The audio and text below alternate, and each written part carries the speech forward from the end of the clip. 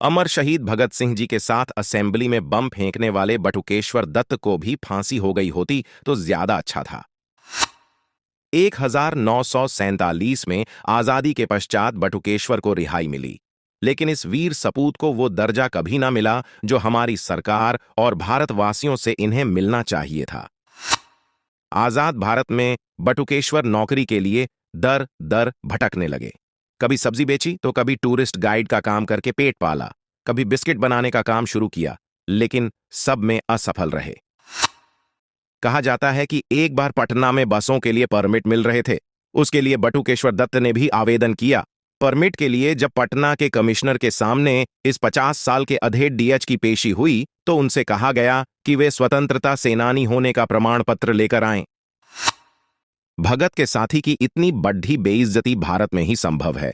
हालांकि बाद में राष्ट्रपति राजेंद्र प्रसाद को जब यह बात पता चली तो कमिश्नर ने बटुकेश्वर से माफी मांगी थी।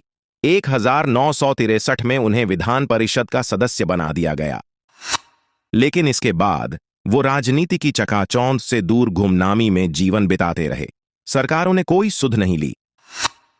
1964 में जीवन के अंतिम पड़ाव पर बटुकेश्वर दिल्ली के सरकारी अस्पतालों में कैंसर से जूझ रहे थे तो उन्होंने अपने परिवार वालों से एक बात कही थी। कभी सोचा ना था कि जिस दिल्ली में मैंने बम फोड़ा था उसी दिल्ली में एक दिन इस हालत में स्ट्रेचर पर पड़ा होऊंगा।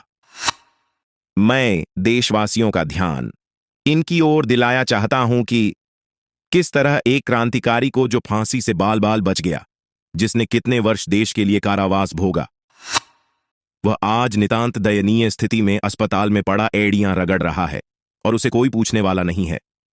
जब भगत सिंह की मां अंतिम वक्त में उनसे मिलने पहुंची तो भगत सिंह की मां से उन्होंने सिर्फ एक बात कही, मेरी इच्छा है कि मेरा अंतिम संस्कार भगत की समाधि के पास ही किया जाए।